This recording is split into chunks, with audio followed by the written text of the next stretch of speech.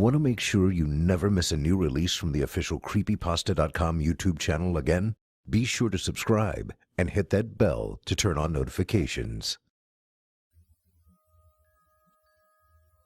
Dad, just a few more houses, please. Why did I say yes? I blame myself every day, but how could I not? If you saw his face, if you saw those big, beautiful brown eyes staring up at you, I don't see how you could refuse. My son Daniel, dressed as Captain Jack Sparrow for the second year in a row, pulled and tugged at my hand until I relented. I agreed to just a few more houses, then we go home, okay? I was weak, spurned on by love. We had finished our third block of houses. His pillow sack was almost full of all sorts of candy, a fact I was reminded of every passing minute as I hugged it around my back. He had one of those small plastic pumpkin carriers for the front doors, and then he'd run back to me and dump the contents into the pillowcase. Our system was flawless, a perfect combination of teamwork and strategy meant to produce maximum amounts of candy. Those answering the door would see an adorable Jack Sparrow with an empty bucket, and most of them would add some extra candy bars or gum packets to accommodate the poor pirate. So he didn't need more candy, he was just enjoying the night, an unseasonably warm October after so many years of miserably cold Halloween nights. I couldn't say no. Children only have so many years of trick-or-treating in them, and I wanted him to make the most of each one. We walked down an alleyway to the next block, the last street before the country fields took over. The first house was lit up with orange and white lights, fake spiderwebs draped over their hedges. He practically sprinted up to the door, not noticing the fake body sitting on the chair. At least, I thought it was fake. It started to move.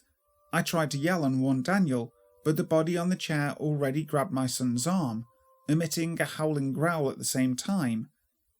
Daniel, Captain Daniel, was unfazed. He even started to laugh. I was so proud of him in that moment.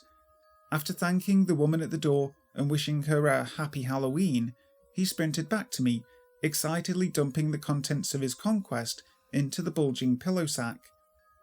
"Dad, did you see me? I wasn't scared at all." "Buddy, you are a champ. If that was me, a little bit of pee would have come out. Bet on it." We shared a laugh together, and he threw his arms around me. It would be the last time either of us would laugh. I looked down at his eyeliner-streaked face, his beautifully crafted hand-sewn pirate hat, courtesy of the missus, and to my everlasting shame, I said the words that haunt me every day. "Okay, little captain, one more house." There were only 3 more on the street. The 2 beside the house we had just gone to were dark and had no decorations on them. Every child and parent knows this as the universal sign of, "Don't bother coming to my house for candy." So we skipped those 2 and ended up at the house at the end of the road. To his credit, Daniel noticed that it also didn't have any decorations, but the front porch light was on. He looked at me, silently asking for my approval. I didn't get a sense that anything was particularly wrong or off about the house. Even though it didn't have any of the lights or spiderwebs or fake bodies the other houses had, the outside light was on, and we could both see a red and white candy-striped bucket on the front porch. There was also a note above the bucket, and I could already guess that it instructed that you take a few pieces of candy and be on your way. But I was always cautious, ever wary. I told him to stay on the sidewalk, and I walked up to the front porch. I picked up the note. It read, "If no one should answer when you ring the bell, please take a candy and I wish you well." There were no windows that I could subtly peer into, but the house on the outside was perfectly presentable.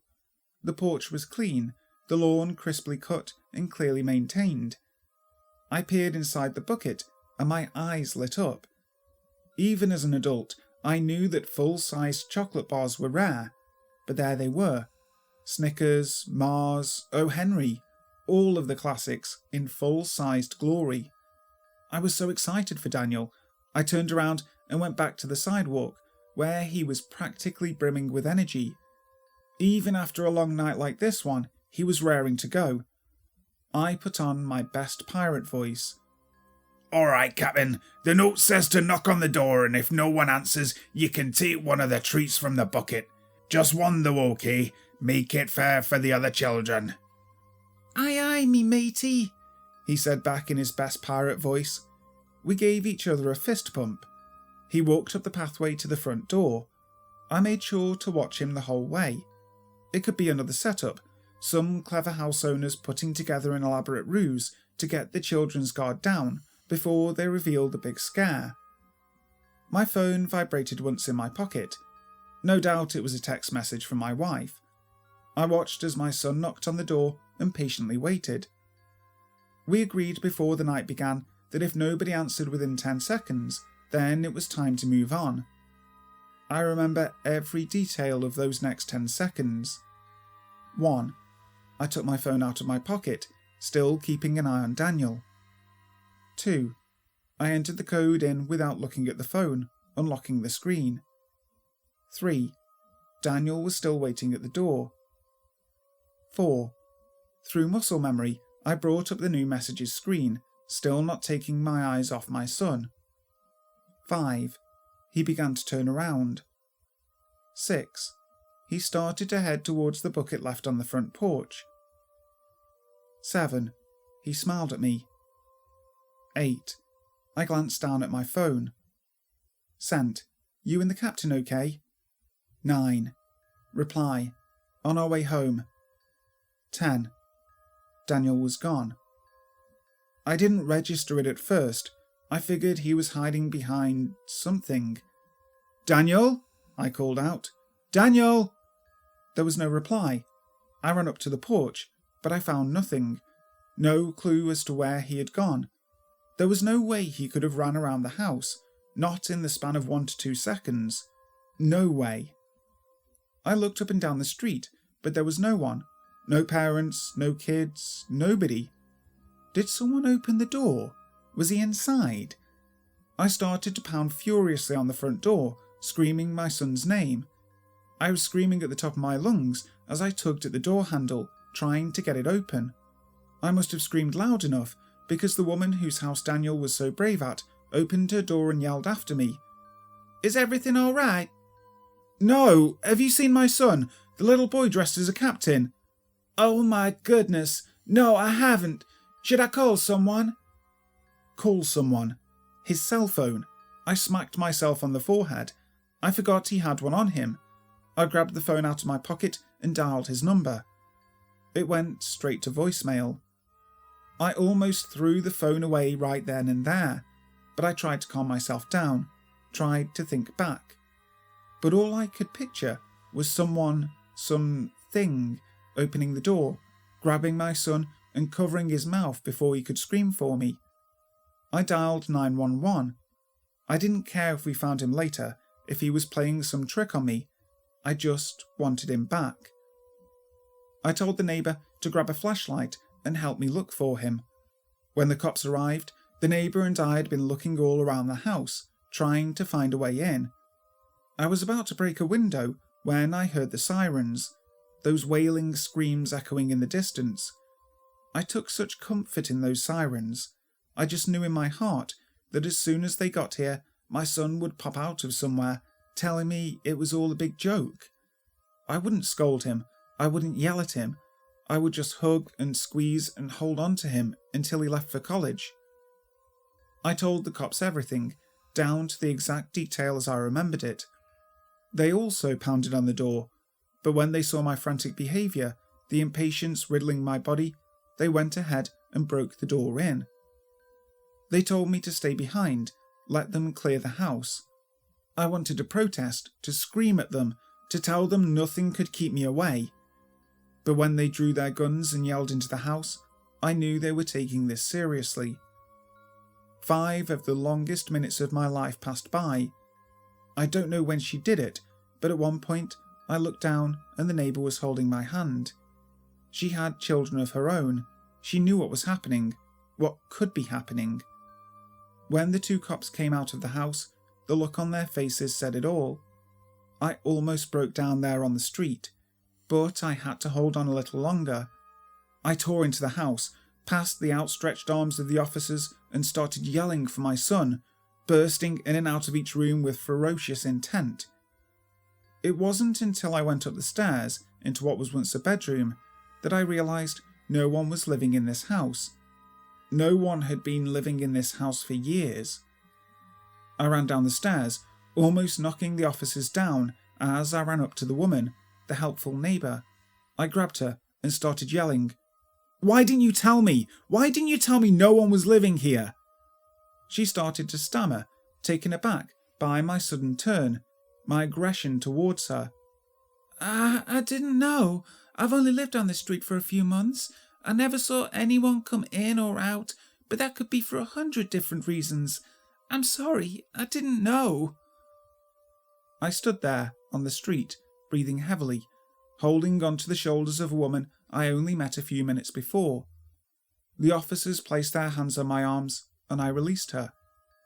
I looked back at the house, that 2-story monstrosity bathed in darkness, and I knew, however impossible it was, I knew right there and then, Daniel wasn't coming back. Things for me were dark, really dark, for many months afterwards. I don't really remember all of the police searches, the news bulletins, the press conferences. I ignored the pity looks of my friends, the suspicious glares of my neighbours. My wife and I, despite everything, remained strong together. Every night we told each other, no body, no death. In our hearts, Daniel was alive. The initial investigation of the house amounted to almost nothing. The previous owner had declared bankruptcy and abandoned the house. The bank hadn't been able to sell it to anyone, so it sat there collecting dust. No one could account for the maintained lawn out front, and the police never found any bucket full of chocolate bars or any note. I don't care what they say, I know what I saw. I know there was some on the police force that suspected me. I went through rigorous interrogations, but they came up with nothing, as I knew they would. I didn't blame them. If I'd been in their position, I would have suspected me as well. After 3 months, all things concerning Daniel dissipated, except for in our household. We still put out flyers all over the surrounding neighbourhoods every week. We still kept up to date with social media, pleading anybody and everybody to keep an eye out for our boy. I drained my accounts, hiring private detectives to look into the house, the neighbourhood, anything that I thought could help. They all came up with nothing. No clues, no traces. Daniel had simply vanished. Every night I had the same nightmare. Someone knocks on the door to our house, and I race down, hoping against all hope that it's Daniel. And every time I open the door, it is Daniel, and he's standing there in his Captain Jack uniform with his pumpkin candy carrier. I scream out in joy and grab a hold of him, except his flesh starts to melt and sift through my fingers. His body turns into sand, and suddenly my son is a pile of dust and dirt on the carpet. Then I wake up. 2 weeks ago, I was on the couch in the afternoon, staring at the ceiling when I heard a knock on the door. I got up slowly, thinking it was a reporter coming to do a follow-up, or some punk kid claiming to have seen my son, something that happened all too often. I opened the door and nearly screamed, not in joy, but in sheer terror. My son was standing there, Daniel. My wife came barreling down the stairs, and she screamed as well, but hers was all happiness. She pushed me out of the way and took Daniel up in her arms. I couldn't move. I kept waiting for his body to turn into mush, his ashes spilling through my wife's fingers. I kept waiting to wake up in my bed, sweating and crying. But that didn't happen. Against every single odd in the book, Daniel had been returned. Through all the crying and hugging and kissing, Daniel didn't say a word. He was just there. No expression on his face, nothing registering in his eyes. We put it down to shock. Clearly something had happened to him. As each day passed, not a single doctor or therapist or police officer could find anything physically wrong with him. "Everything should be in working order," said one particularly pompous doctor after examining Daniel. "I can't tell you where your son was, or what happened to him, but whatever happened, nothing is wrong with him on the outside." Nothing was wrong with him on the outside. I nearly knocked out that smiling white coat right there and then, but I was so elated to have Daniel back. that I shrugged it off, ignored it. Nothing mattered anymore. Daniel was home. Later that night, I was sitting at the dinner table after having tucked Daniel in when I came to the sudden realization that I wasn't exactly happy. I should have been. I should have been screaming over the rooftops with complete joy in my heart. But something was wrong. Daniel wasn't Daniel anymore. That happy, brave boy had come back. Different. I tried to think about why. Obviously, it had something to do with where he had been, what had happened to him. But there was something else, something nagging at the back of my neck. Then, with a cold, sinking feeling, I remembered. Daniel had said something when I tucked him in. He had whispered, "I like it here." I didn't register it at the time, but sitting at the table, I didn't like it. What did that mean? I ran up the stairs and opened his door. He was sleeping just as he should have been. I almost laughed out loud. What was wrong with me? My son was home. That's all that mattered. A few nights ago, I woke up in the middle of the night to see Daniel standing in the doorway. He wasn't moving. He was just standing there. I looked over to my wife, but she was sleeping. I turned back to Daniel. "Hey there, Captain. Are you okay?" He didn't say anything at first. He just looked at me and smiled. And for a second, my blood turned cold. My flesh raised. That smile wasn't my son. Then he whispered something. I couldn't hear it.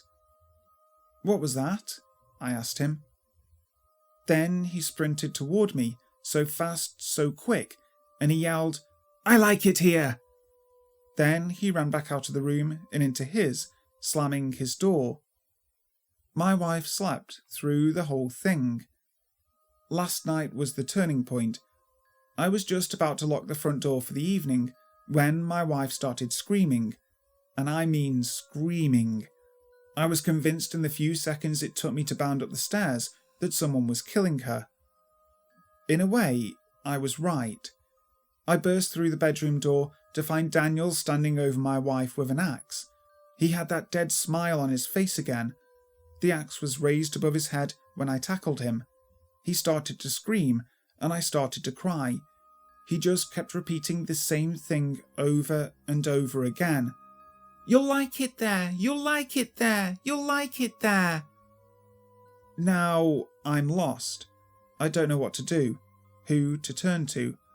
And as Halloween approaches, I think I have to go back to the house where it all began. I'm going to take Daniel. Maybe he can show me where he wants us to go.